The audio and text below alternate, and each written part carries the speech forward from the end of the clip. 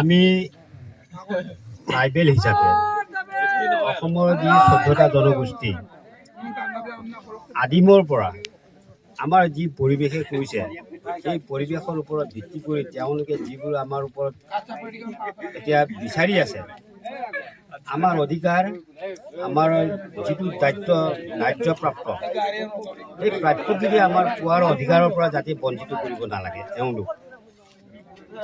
তেওঁলোক ট্ৰাইবেল যদি হ'ব বিচাৰে জন্মগত ট্ৰাইবেল হ'ব লাগিব। যিসকল ৬ জনগোষ্ঠীতে ট্ৰাইবেল হ'ব বিচাৰি আছে তেওঁবিলাক জন্মগত হিচাপে পাব লাগিব, জন্মস্বত্ব ইহঁতৰ থাকিব লাগিব, তেতিয়া ইহঁতৰ ট্ৰাইবেল হিচাপে স্বীকৃত হ'ব।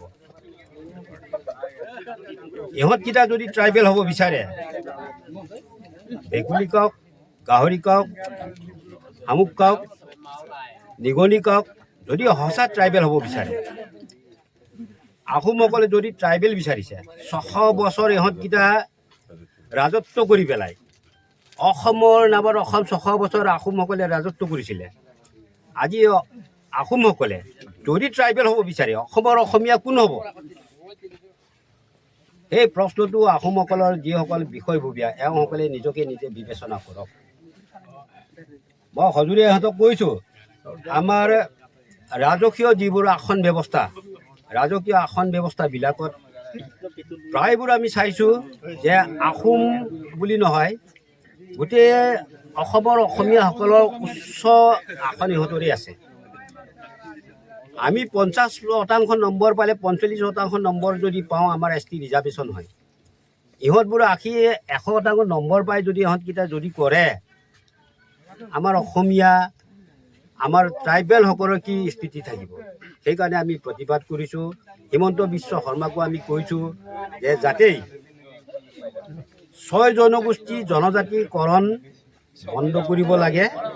গতিকে আমাৰ যিটো অধিকাৰ সেই অধিকাৰটো তেওঁ আমাক দিব লাগে। গতিকে তেওঁ দিবলগীয়া নহয়, সংবিধানে আম্বেদকাৰে তেতিয়া হেৰি কৰি গৈছে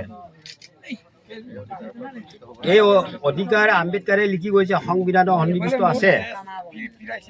গতিকে সংবিধানৰ যিটো নীতি সেই নীতিমতে তেওঁলোকে যদি জন্মগত স্বত্ব যদি ট্ৰাইবেল হয় তেতিয়া সিহঁতে ট্ৰাইবেল বিচাৰক।